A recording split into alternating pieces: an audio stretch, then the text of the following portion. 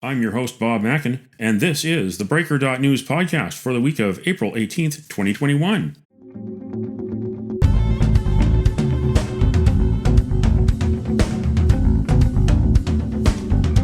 The Breaker is your source for news, opinion, and analysis about British Columbia issues, institutions, and influencers. Later, I'll tell you how you can support The Breaker.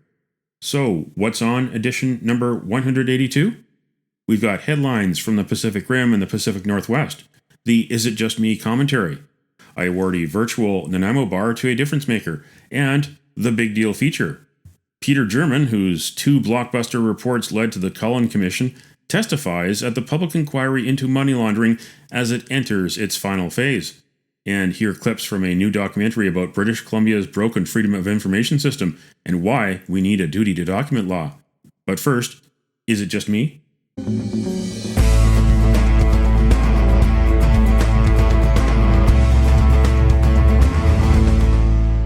Is it just me, or is the warning on the U.S. Centers for Disease Control website all you need to know about how our federal and provincial leaders have failed us in Canada?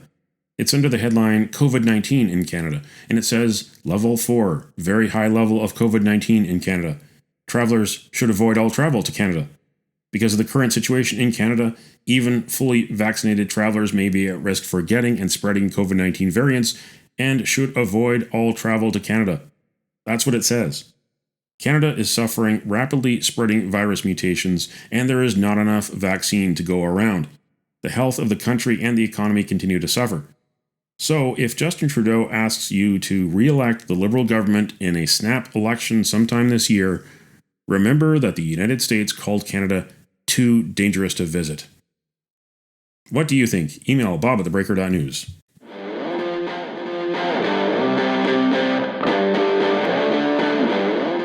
Now it's time on the Breaker.news podcast for Around the Rim. We look at news headlines around the Pacific Rim. In the Japan Times, in break from official line, LDP number 2 floats Tokyo Games cancellation. There are fewer than 100 days until the opening ceremony of the Summer Olympics.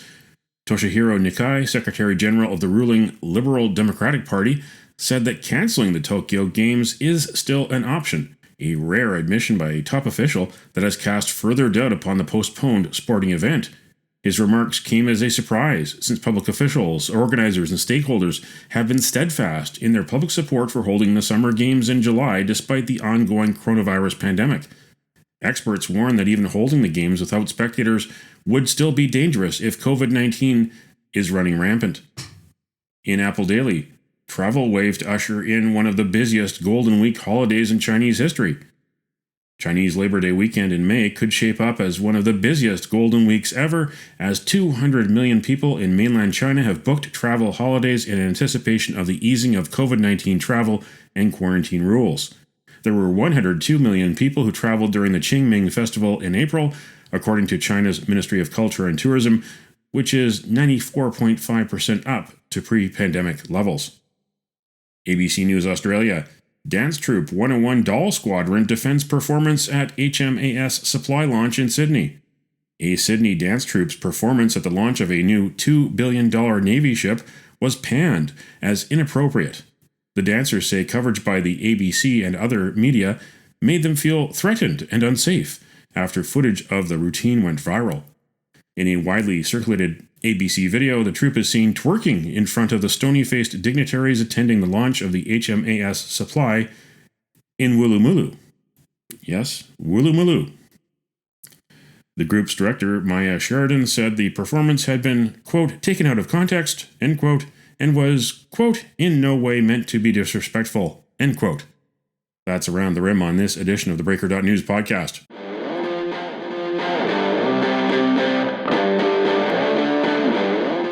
Now it's time on the Breaker.news podcast for Cascadia Calling. We look at news headlines around the Pacific Northwest. In the Oregonian, super large squirrels, also known as marmots or rockchucks, emerge from hibernation to pester Oregon school. Last year, the Redmond School District was alarmed by a horde of rockchucks, also known as yellow-bellied marmots, at Hugh Hartman Elementary School. The district declared a pest emergency after staff found feces and holes near the elementary school's playground. The rock chucks create holes that cause tripping hazards, and their feces can spread disease such as salmonella, according to wildlife officials. In the Seattle Times, from commuting to Costco samples, Ron Judd's list of 20 things we don't need back after the pandemic, such as rush hour commuting torture, in-person visits to the doctor's office, aka germ factory, corporate retreating, and trade show conventioneering, food sample cart jams at Costco, and in-person sports drafts, all-you-can-eat buffets, big weddings, parent-teacher meetings, and shopping malls.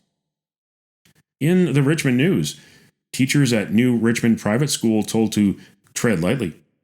Teachers at a new Chinese-owned private school in Richmond, set to open in September, will be told to tread lightly around topics such as the Chinese Communist Party, Tiananmen Square, and the Dalai Lama.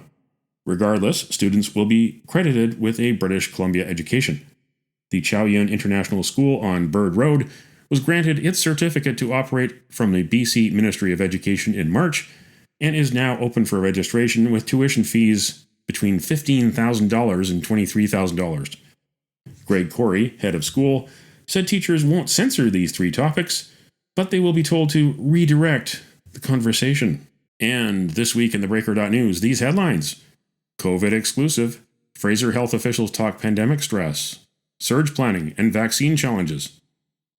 PACnet search warrants valid, says BC Supreme Court judge. And national security report points to China, Russia as threats to Canada's sovereignty. Read the stories behind the headlines. Go to theBreaker.news.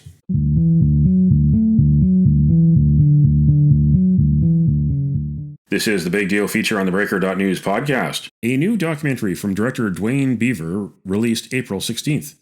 It's called Duty to Document, and it's about how to fix the broken Freedom of Information system in British Columbia. It was sparked by the triple delete scandal of 2015. Whistleblower Tim Duncan, who was working in the Transport Minister's office, revealed that the BC Liberal government was triple deleting email about Indigenous women who went missing on a northern BC highway. Information Commissioner Elizabeth Denham found the practice widespread. A political operative, George Gredis, was found guilty of lying to Denham under oath.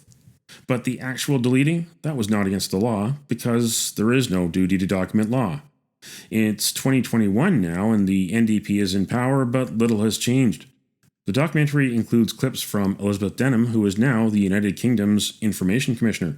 Public servants need to understand that they're trustees of public records. They're holding these records on behalf of the public. Journalist Stephen Hume. We know information is power. That's what it's about. Really what we should be doing is looking to government and saying, if there's an access problem, why are you creating it? Don't be afraid of the public.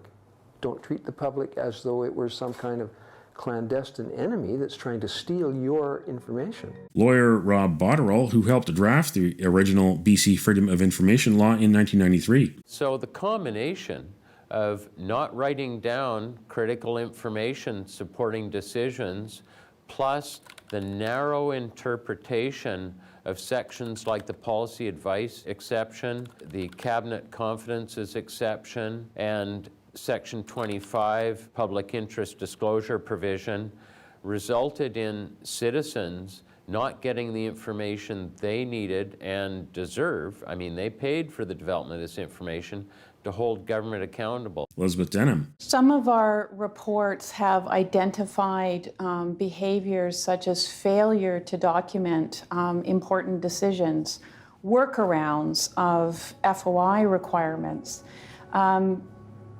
destruction of records where records really should have existed. Whistleblower Tim Duncan. We received a request related to the highway at Tiers. It said any emails or documents, you're required to run a search on your own computer.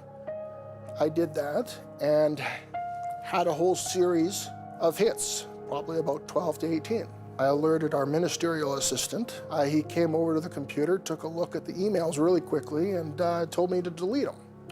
There was no way I was going to do that.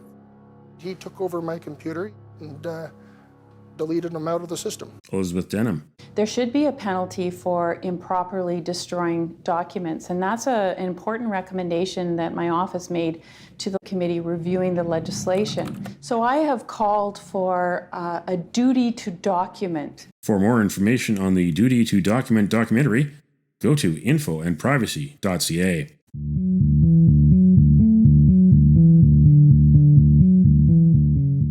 British Columbia's public inquiry about money laundering in casinos and real estate is in the home stretch. Hearings are scheduled until mid-May. Then, Commissioner Austin Cullen has until mid-December to deliver his final report to the BC NDP Cabinet. On April 12th and 13th, Cullen heard testimony from Peter German, the author of the two Dirty Money reports in 2018 and 2019 that examined money laundering and led to Premier John Horgan ordering the commission. German is the former Deputy Commissioner for the RCMP in Western Canada and former Deputy Commissioner for Corrections Canada in the Pacific region.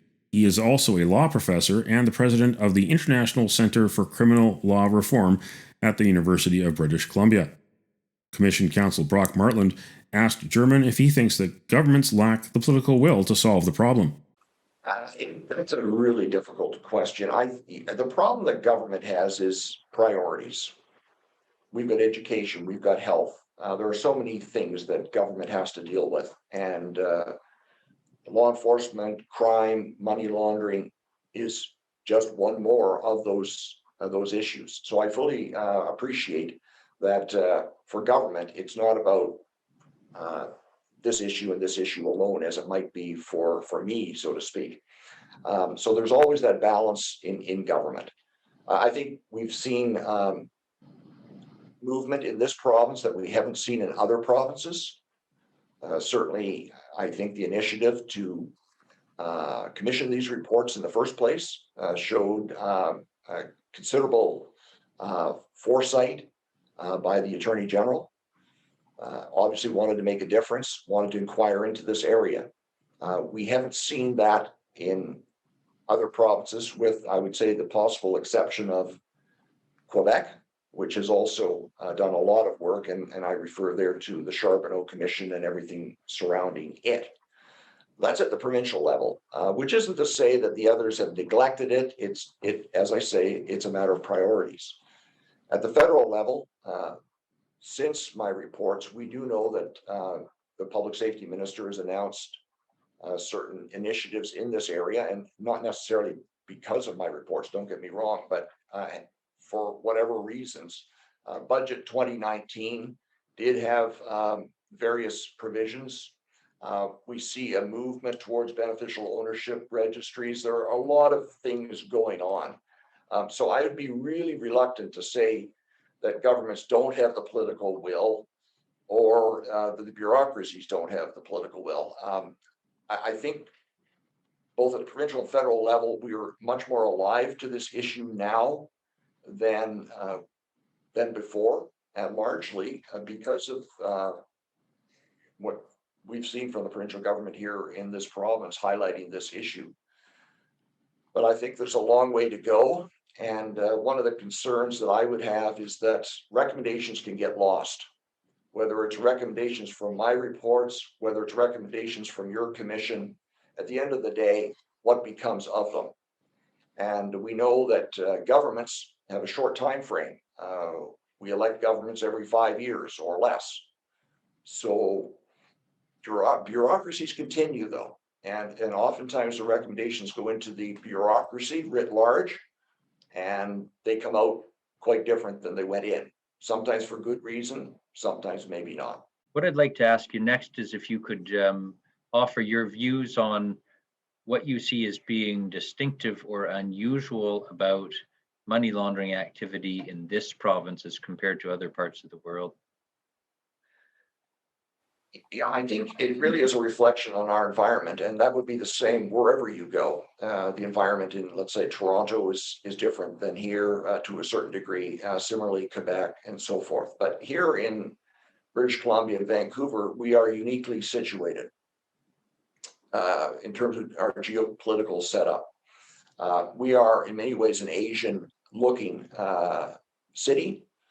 We look to Asia. Our commerce is to Asia. as well as to the United States. Everybody in the Lower Mainland lives within probably an hour of the US border. There's a lot of north-south movement, and including to Mexico these days, with visa access being what it is. And all of this is COVID aside, if you get my drift.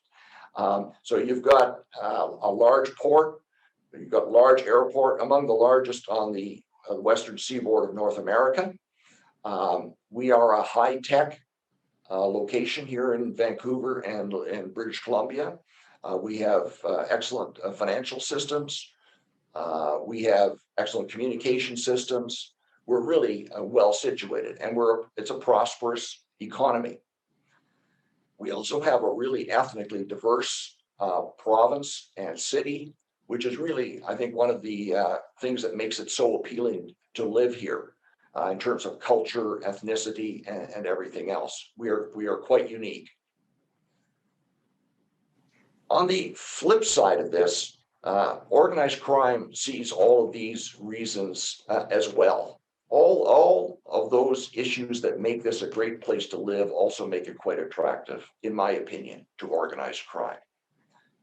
I could go over each of those again, but you can sort of put it together. It's the easy access in terms of ports, airports, United States, Asia. We're very well situated. Add to that the fact that we have a very fair, and I would say small L liberal criminal justice system. We don't lock people up and throw the key away. I spent 4 years as the Deputy Commissioner of Federal Corrections. I'm quite familiar with our penitentiary system, and we have a parole system that is top class in terms of the world. But the organized crime, the downside isn't all that great. If you end up going to jail, you're probably not going to go for long. And that's a reality.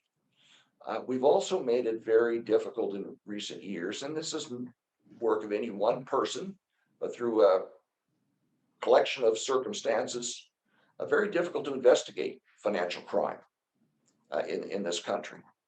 It's not easy, and happy to go into that in some detail. So you put that together and then add to it that we have a fairly, again, small L liberal culture when it comes to drug use. A lot of drugs are consumed in this part of the country, not to say that they aren't consumed elsewhere as well, but it just makes us very attractive to organized crime. And where you have organized crime, you have money laundering. So in a nutshell. I wonder if I could pick up on your comment about the, I suppose, more lenient or lower range of sentences imposed through our criminal justice process. I assume that contrasts with other parts of the world where there might be heftier kinds of jail sentences. Do you think the concept of general deterrence, that people will be deterred when they see the sentences go up, is more applicable when it comes to money laundering and financial crime than other, maybe more sporadic or impulsive crimes?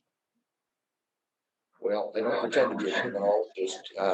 So in terms of the effect of sentencing itself, certainly in terms of sentencing, in this country, we don't see the lengthy sentences that you see with the federal guidelines in the United States.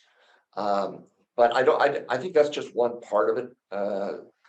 There are so many different components of how our system works that make it very difficult, not only to get someone into the courts, let alone sentence them. I think our problem right now is getting organized criminals and money launderers into the courts. Sanctions and sentencing is almost after the fact. We're not there yet.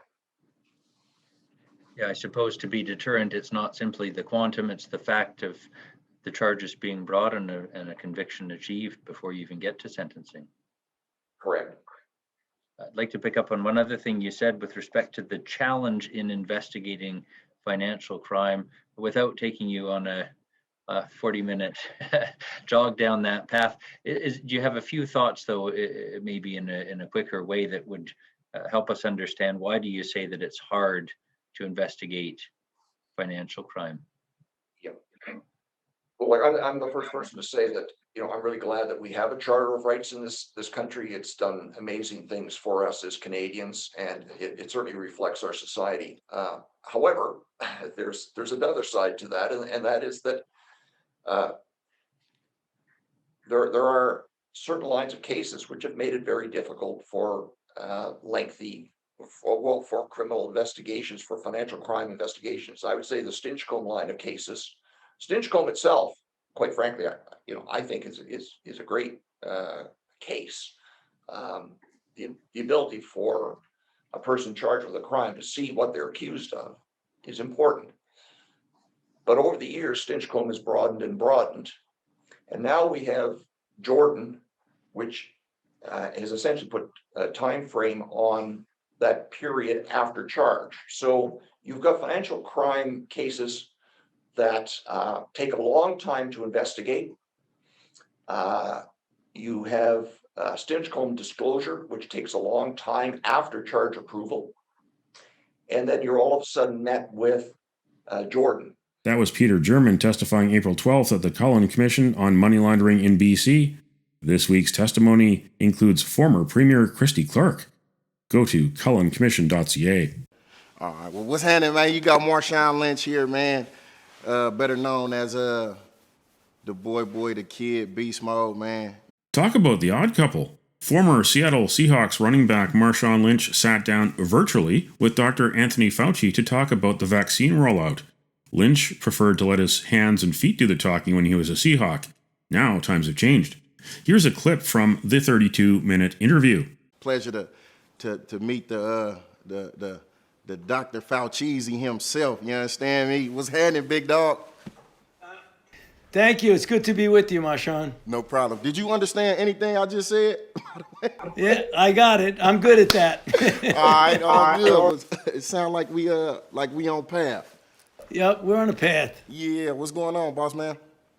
Well, we're trying to get as many people vaccinated against this COVID-19 because this has been a really horrible year for the entire country. We've had over 550,000 people die, disproportionately more African American and Hispanics than whites. They get more severe disease, they get more hospitalizations and more deaths. So what we want to do is to see if we can convince as many people as possible when the vaccine becomes available to them to get vaccinated.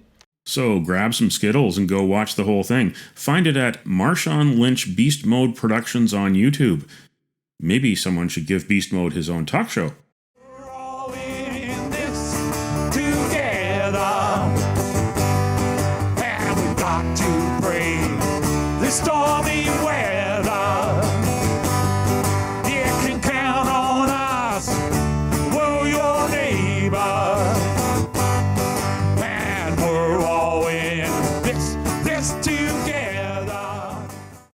Virtual Nanaimo Bar, brought to you by Spruce Hill Contracting. Every week we end the Breaker.news podcast on a tasty note by awarding the goodness of a virtual Nanaimo bar to people making a difference. A virtual version of the province's favorite dessert bar goes this week to the SPCA, the Society for the Prevention of Cruelty to Animals, ahead of Animal Abuse Prevention Day in BC on April 23rd. You can nominate someone for a virtual Nanaimo bar. Send me an email to bob@theBreaker.news. Spruce Hill Contracting, custom homes and renovations. Find more information at sprucehill.ca. So I'm very happy that I'm going to get my Moderna shot today.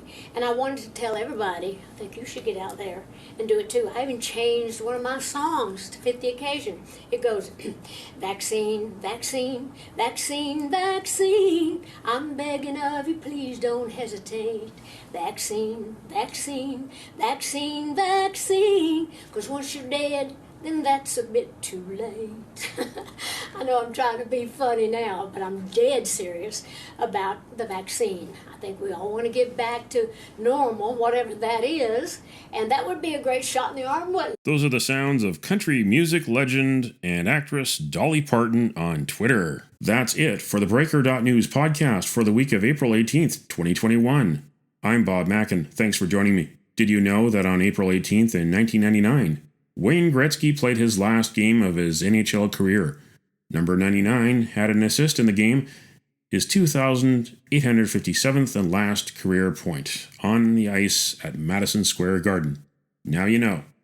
Send me your feedback, send me your story ideas to bob@theBreaker.news. Bookmark theBreaker.news. You can also find us at theBreaker.ca. Sign up for the email newsletter and get updates to your inbox. For news as it happens, follow The Breaker News on Twitter and visit theBreaker.news on Facebook. You can support The Breaker for as little as $2 a month. For more information, go to patreon.com/thebreakernews. That's patreon.com/thebreakernews. Until next week.